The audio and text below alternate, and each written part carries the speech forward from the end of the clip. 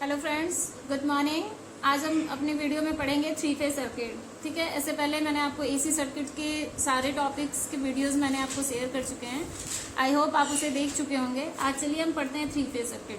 चलिए दोस्तों, पहले ये भी बता दें कि थ्री फेज सर्किट को पॉलीफेज सर्किट के नाम से भी जाना जाता है। इसे आप कहीं भी देखेंगे पॉलीफेज सिस्टम लिखा हो या फिर थ्री फेज सिस्टम लिखा है, तो दोनों ही एक ही मतलब है। ठीक है दोस्तों, पॉलीफेज सिस्टम का यूज कहाँ करते हैं? दो या दो से अधिक वोल्टेज का जहाँ पे संयोजन होता है वहां पे हम थ्री फेज या पॉलीफेज सिस्टम का यूज करते हैं। ठीक है दोस्तों, इसके साथ पॉलीफेज जो होता है इसमें फेज डिफरेंस निकालते हैं। जैसे इसके लिए फॉर्मूला लिखा जाता है, phase difference is equal to 360 degree electrical degree upon number of phase.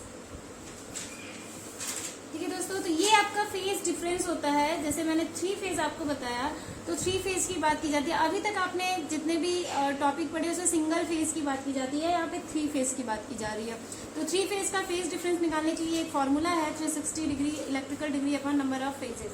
ठीक है, इसी के साथ दोस्तों हम आपको ये भी बताना चाहेंगे कि थ्री फेज सिस्टम के एडवांटेज क्या होते हैं। जैसे आपने सिंगल फेज देखा और थ्री फेज देखा है, तो सबसे पहले हम आपको बता दें कि थ्री फेज के द्वारा जो पावर होता है वो अधिक आवश्यकता पड़ने पर हम थ्री फेज का यूज करते हैं। इसके साथ क्या होता है कि थ्री फेज मोटर की जो क्षमता होती है वो सिंगल फेज की अपेक्षा अधिक होती है।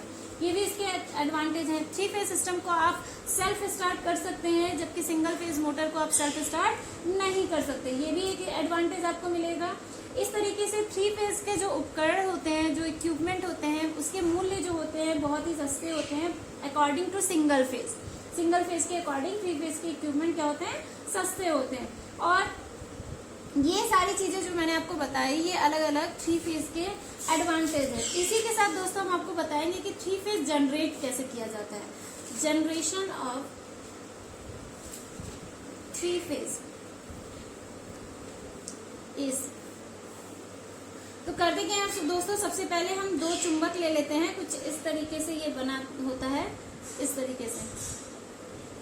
आपको पता है किसी भी चुंबक के पोल क्या होते हैं? दो ही पोल होते हैं, नॉर्थ और साउथ। ठीक है दोस्तों, इसके अंदर हम एक कोई कॉइल रख देते हैं इस तरीके का, जो कि मूवेबल है। ये कॉइल क्या है? आपका मूवेबल है। इसको हम कह सकते हैं सेट ऑफ कंडक्टर। क्या है ये? आपका सेट ऑफ कंडक्टर। इस तरीके से दोस्तों हम क्या करते हैं कि एक चुंबक के अंदर एक कॉइल रख देते हैं, जो कि ये कॉइल आपका रोटेट करता रहता है एंगल के अकॉर्डिंग। ठीक है दोस्तों, तो इस जो सेट के अंदर हमने ये रखा है, इसके ऊपर हम एक और कॉइल रख देते हैं, इसके ऊपर एक और कॉइल रख देते हैं। क्योंकि अभी ये जो हमने कॉइल रखा है सिर्फ सिंगल एक फेज के लिए बात कर रहे हैं। अगर हमको थ्री फेज पढ़ना है तो हम इसमें नंबर ऑफ कॉइल क्या कर दे? 3 रख दे, या उसे मैक्सिमम भी रख सकते हैं। ठीक है दोस्तों, तो जैसे अभी हम वेव बनाते हैं, तो सिंगल फेज के लिए हम वेव क्या बनाते हैं? ये बनाते हैं। आप इसको एज्यूम कर सकते हैं इस तरीके से, E1, E2, E3 इस तरीके से हम लिख सकते हैं। इसके कंडीशंस क्या होते हैं डेरिवेशन सॉल्व करने के? कि होता क्या है कि आपको पता है कि EMF electromotive force is equal to formula आप पहले से जानते हैं क्या होता है? N/dt।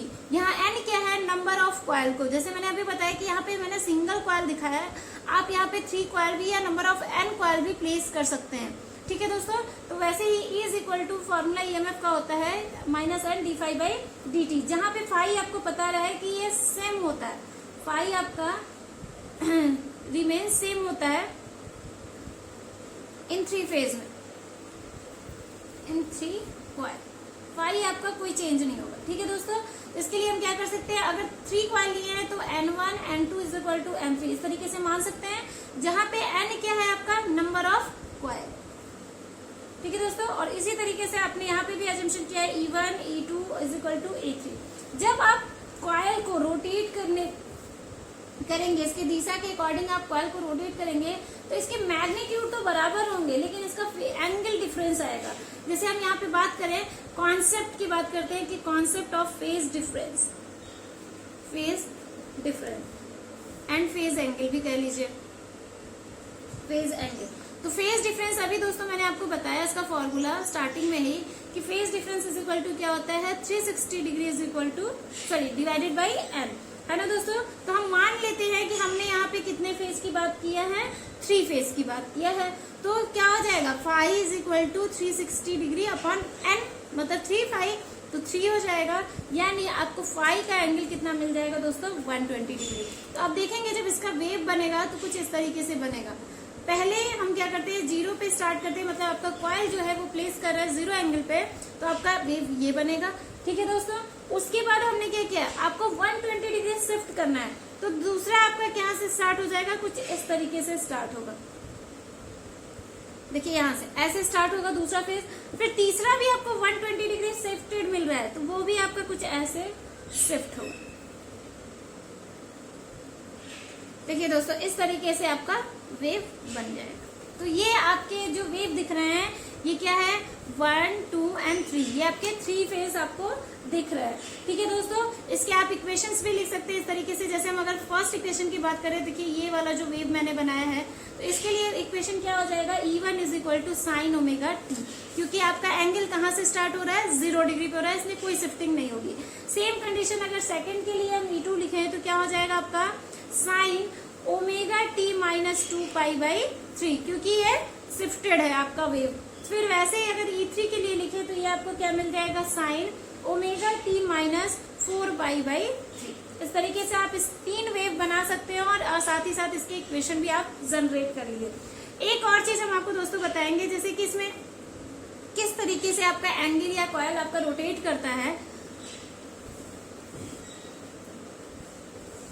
ये देखिए RYB हमने 3 मान लिया, टोटल आपका कितना होता है दोस्तों, 360 डिग्री होता है। लेकिन आपने देखा कि आपने जब 3 फेज लिया तो आपके एंगल कितने कितने मिल रहे हैं आपके, देखिए ये एंगल आपको सबसे पहले मिलेगा कितने का, 120 डिग्री का। ठीक है दोस्तों, और ये भी आपको कितने का मिलेगा, 120 डिग्री का, और ये भी आपको कितने मिलेगा, 120 डिग्री का। लेकिन जब Y से R की बात करते हैं तो 120 डिग्री, और Y से B की बात करेंगे तो कितने की एंगल मिलेगी दोस्तों आपको, 240 डिग्री।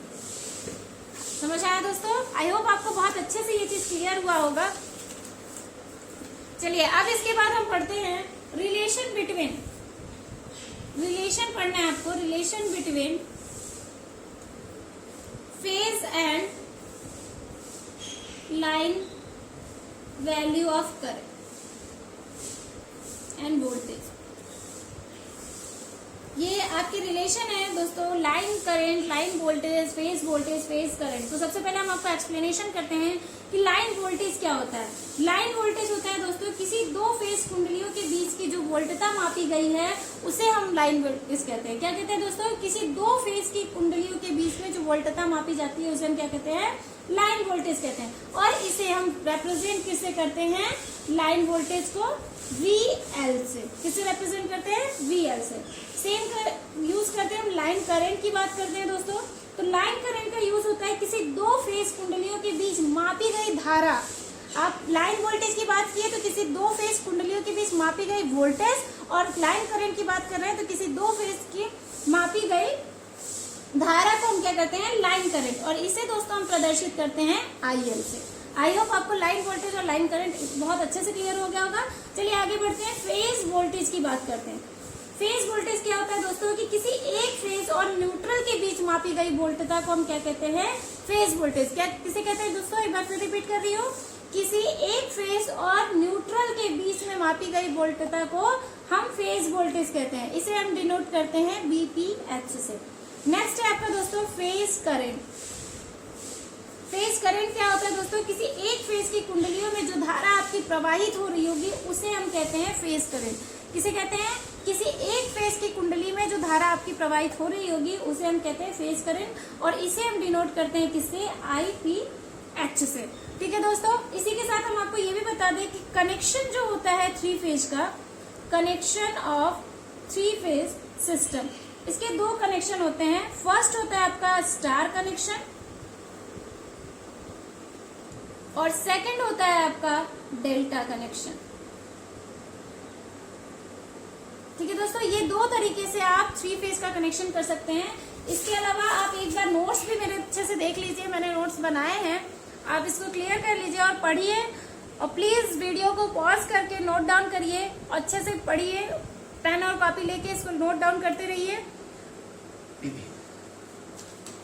देखिए दोस्तों, मैंने स्टेप बाय स्टेप आपको सारी चीजें लिखी हुई है और मैंने आपको क्लियर भी किया क्या चीजें कैसे होता है। पहले मैंने आपको बताया 3 फेज सिस्टम होता क्या है, फिर उसके बाद कुछ एडवांटेज बताया, फिर उसके जनरेशन कैसे 3 फेज को जनरेट किया जाता है, इस तरीके से मैंने आपको बताया। फिर उसके एंगल डिफरेंस कैसे निकाले जाते हैं 3 फेज के, इस तरीके से मैंने आपको बताया।